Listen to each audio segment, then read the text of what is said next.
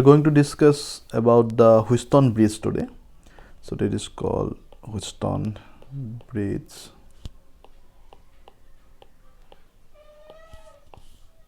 So basically তোমার principle to কি হয় যদি চাৰিটা unknown resistance থাকে, suppose P, Q, R and S are unknown resistance, then if you know the value of the three resistance, then you can calculate the fourth unknown resistance. Okay, so তিনটা যদি তুমি resistance or value জানা, then you can calculate the fourth resistance using the Wheatstone principle. So basically তাৰ formula to এনেকুৱা টাইপৰ আছে, P by Q under balance condition. The balance condition মানে কি মই কম অলপ পিছত. This is R by S. Okay, P by Q equal to R by S হ'ব লাগিব. So এইটো বস্তু আমি এটা proof কৰিব যাম যে how can you derive this formula. Okay, now let's check. First আমি bridge to akilo. What is the Wheatstone bridge? So that is this is first term, second term, then these are the things. Okay, so if I log so galvanometer, so galvanometer is usually used to measure a very small current. So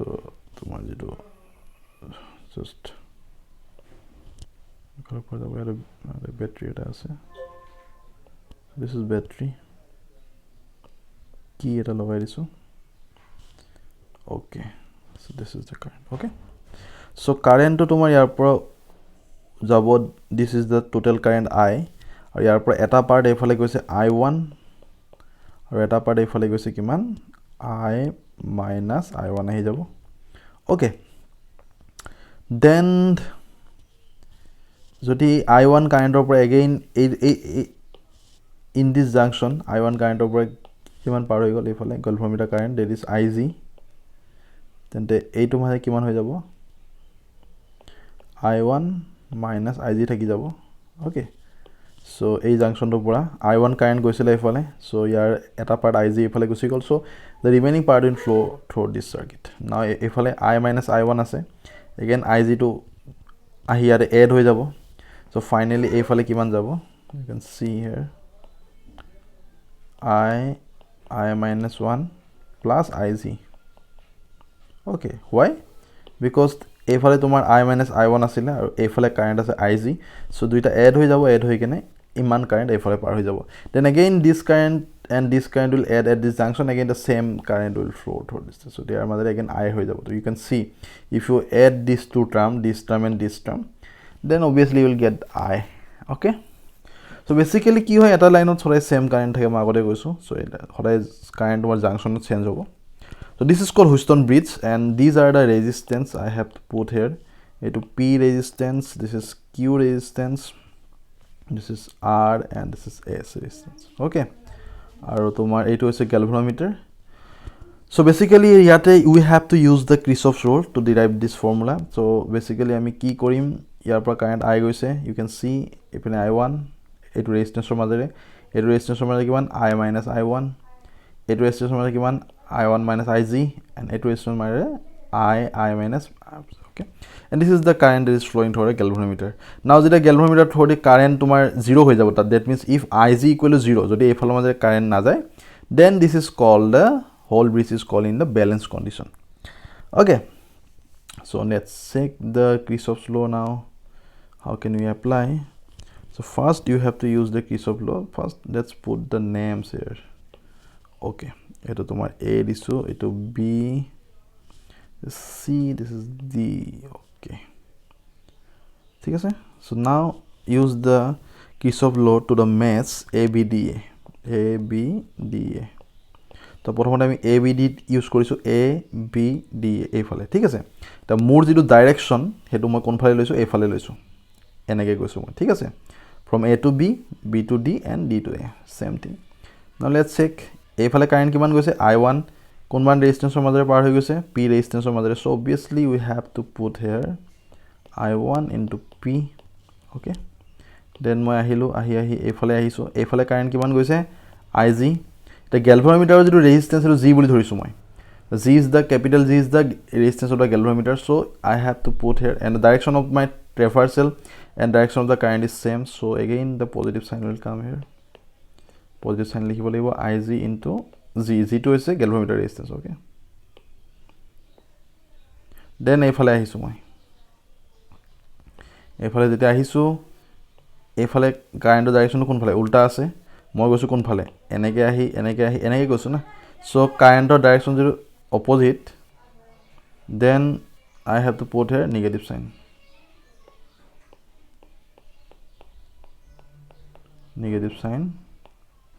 into R কাৰণ R resistance মাজেৰে পাৰ হৈ গৈছে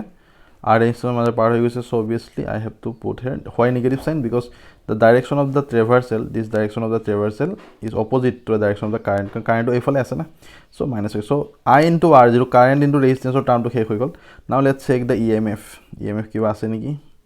এই মেছটোত আমি EMF check কৰিব লাগিব এফালৰ পৰা আহিছো কোনো EMF নাই এফালে দেখিছো কোনো EMF নাই so obviously this will be 0 কিমান হৈ যাব 0 হৈ যাব তো this is equation 1 okay 0 হৈ গল তো equation 1 দিলো মই এটো now let's consider a different maths এবাৰ তুমি কোনটো maths ইউজ কৰিছো BDCB okay so we have to use this maths ever BCDB এনেকে কৰিছো BCDB আমি কনসিডাৰ কৰো লেটস চেক কি হয় BCDB তো again same thing will come here you can see এবাৰ মই এফালৰ পৰা লৈছো ডাইৰেকশনটো সো মোৰ ডাইৰেকশন এফালে তো কিমান কাৰেন্ট গৈছে Q ৰেজিস্ট্যান্সৰ মাজেৰে I1 - IG কাৰেন্টৰ ডাইৰেকশন সেম আছে so obviously this will be the positive sign I1 - IG into Q okay Q resistance then মই এনেকে এটো আহি এইফালে গলো again না তো এইফালে যেটা আহিছো this is the resistance S current কিমান ফ্লো হৈছে I-1 plus IG তো কিহৰ কাৰণে ফ্লো হৈছে তো গম পাইছা এইফালে IG আহি লাগিছে এইফালে I-1 লাগিছে so now the direction of the current is opposite to the direction of the traversal so this will be a negative sign তো নেগেটিভ হ'ব so নেগেটিভ হলে কিমান আহিব কারেন্ট কিমান গৈছে I-1 plus IG into resistance S okay so now eto শেষ হৈ গল then again এইফালে গৈছো মই কাৰণ মোৰ ডাইৰেকশনটো কোনফালে ধৰিছো মই এনেকে আহিছো না এনেকে আহিছো so again the direction of the current is opposite to the direction of the traversal so here resistance G here current IG তো IG into G কিমান হ'ব নেগেটিভ হ'ব কাৰণ কাৰেন্টৰ ডাইৰেকশনটো অপোজিট আছে মোৰ জিৰো ডাইৰেকশন ধৰিছো IG into G so this is again left side of 0 হ'ব because you can see here there is no EMF এফালে কোনো EMF নাই এফালে নাই ইয়াত কোনো EMF নাই EMF থাকিলে আমি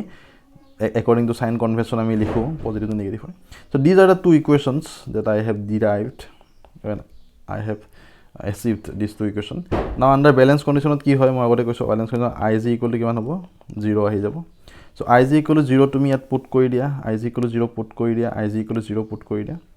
okay so put IG = G then divide the equation 3/4 or 1/2 ঠিক আছে এই 1 তো তুমি যদি IG = 0 পুট কৰি দিয়া কিমান হৈ যাব এই টার্মটো কিমান হৈ গল 0 হৈ গল না এই টার্মটো 0 হৈ গল যেটা এটো মাইনাস থাকিলে ঠিক আছে এটো মই ইকুয়েশন 3 বুলি ধৰি লৈছো আৰু ইয়াত যদি মই IG = 0 বুলি বহাই দিও ইয়াত যদি মই IG 0 বহাইলে এই টার্মটো কি নাইকা হৈ যাব ওকে ইয়াত এই টার্মটো নাইকা হৈ যাব এই টার্মটো গুটেটো নাইকা হৈ যাব কাৰণ IG = 0 বহাই দিলে so this will be the equation 4 something 4 বুলি ধৰিলো মই okay now divide 3/4 now divide 3/4 কৰি দিবা divide কৰি দিবা very simple these two equations 3/4 divide কৰিলে কিমান আহিব P/Q = R/S আহিব you can see P/Q = R/S because এটো মাইনাস আছে না এটো যদি মই রাইট সাইড লৈ যাই ইকুয়াল হৈ যাব এটো যদি রাইট সাইড লৈ যাম ইকুয়াল হৈ যাব so if we divide these two equations then you will get this relation so this is the Wheatstone bridge principle and this is the balance condition okay so in this way you can derive the Wheatstone bridge balance condition is very important okay with the help of the 3 known resistance you can derive the unknown resistance তো এটো Wheatstone bridge principal ওপৰত আমাৰ concept আছিল এটা তোমাৰ এটা numerical আছে একদম সেম যেটো Wheatstone bridge প্ৰিন্সিপালৰ একে হয় so NCERT নিউমেৰিকেল so হেতু আমি কৰিব ট্ৰাই কৰো নাও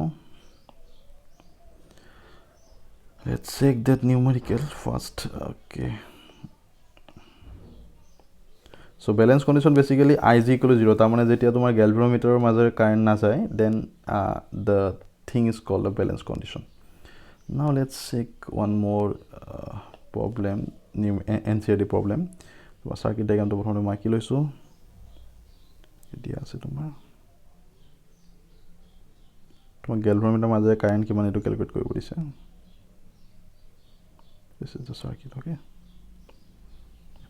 The galvanometer resistance 15 ohm galvanometer.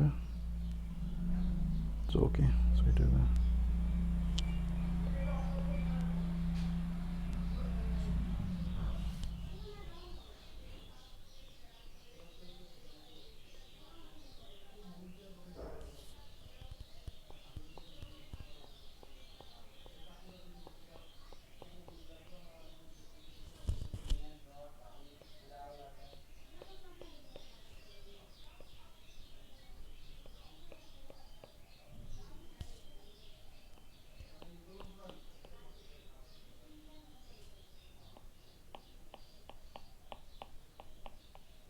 so you can see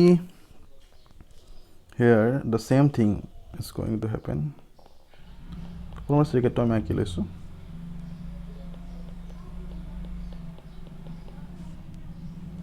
So ইয়াত তোমাৰ দেখিছা তোমাৰ এয়াৰ পৰা কাৰেন্ট গৈছে কাৰেন্টটো কিমান ধৰিছে এবাৰ I1 + I2 বুলি তোমাক ধৰি দিছে যে I1 + I2 কাৰেন্ট আহি গৈছে তাৰ মানে I1 + I2 কাৰেন্টৰ এটা পাৰ্ট কোনফালে গুচি গৈছে I1 এইফালে গুচি গৈছে আৰু I2 এইফালে গুচি গৈছে ওকে তো এই জাংশনটো তোমাৰ কি হৈছে I1 কাৰেন্টৰ এটা পাৰ্ট IG এইফালে গুচি গৈছে through the galvanometer and the remaining part that is I1 - IG এইটো ৰেজিস্ট্যান্সৰ মাজে পাৰ হৈ গৈছে তো I2 কাৰেন্ট আহি ইয়াত লগ লাগিলে IG কাৰেন্ট আহি এগেইন লগ লাগিলে তো ইয়াৰ মাজে কিমান যাব I2 + IG এইফালৰ পৰা আহিছে কিমান I1 - IG এইফালে কিমান গৈছে I2 + IG তো দুইটা এড হৈ যাব না এড হলে তোমাৰ IG ক্যান্সেল তো থাকিব কিমান এগেইন I1 + I2 সো মই এগেইন কৈছো যে সেম লাইনত সেম কাৰেন্ট থাকিব সো এগেইন দা I1 + I2 কাৰেন্ট এইফালে যে ফ্লো হৈছে so now they are also given the resistance the values of the resistance 100 ohm etu তোমার 10 ohm and this is 60 ohm and this is the 5 ohm okay so these are the resistance so current to keneke ami calculate korchu etu gom paisa tumi je efale I1 + I2 current dia ase efale I1 goise I2 goise then at a junction current will be sensed so it's very simple so you have to calculate the current through the galvanometer ta mane IG er majore kiman current goise hetu calculate koribo lage so how can you calculate again you have to use the mesh the closed meshes so keneke ami calculate koru to prothom ami sabo lagibo moi নাম দি দিছো A B C D okay so A B C D এটা তুমি IG উলিয়াব লাগে you have to calculate the current through the galvanometer the current কিমান গৈছে তো this is IG তো IG কেনেকৈ আমি ক্যালকুলেট কৰিম তাৰ কাৰণে আমি প্ৰথমতে এটা মেশ কনসিডাৰ কৰিছো that is ABDA okay so ABDA কোনটো আৰু তোমাৰ ABDA এইটো ABDA so same thing use কৰা ইয়াত তোমাৰ ডাইৰেকশন তুমি এনেকে ধৰিছো মোৰ ডাইৰেকশনটো তো কাৰেন্ট কিমান গৈছে এফালে I1 কিমান ৰেজিস্ট্যান্স 100 ওম so obviously এটো কিমান হ'ব পজিটিভ হ'ব I1 * 100 ঠিক আছে so again মই গৈ কিমান গলো এফালে আহিছো এবাৰ এফালে কিমান কাৰেন্ট গৈছে IG কাৰেন্ট গৈছে through the resistance 15 ohm the direction of the current is same with the direction of the traversal মই যিফালে গৈ আছো কাৰেন্টৰ ডাইৰেকশন সেম আছে so again this is positive so IG * 15 okay then efale ahisu moi efale jeta ahisu then you can see the direction of the current is opposite to the direction of the traversal so I2 * 60 hobo 60 madre goise to I2 * 60 so this is a negative minus I2 * 60 now you can see equal to yet EMF hobo EMF dibo lage but in this mesh you can see there is no EMF kono battery nai yat lagi thoka kono EMF nai so it will be 0 so this is the equation 1 this is the equation 1 ঠিক আছে from ABDA then again আমি এটা mesh consider কৰিম that is called BCDB okay so BCDB কোনটো BCDB এটো okay so মোৰ direction কোনফালে ধৰিছো এইফালে B to C C to D D to B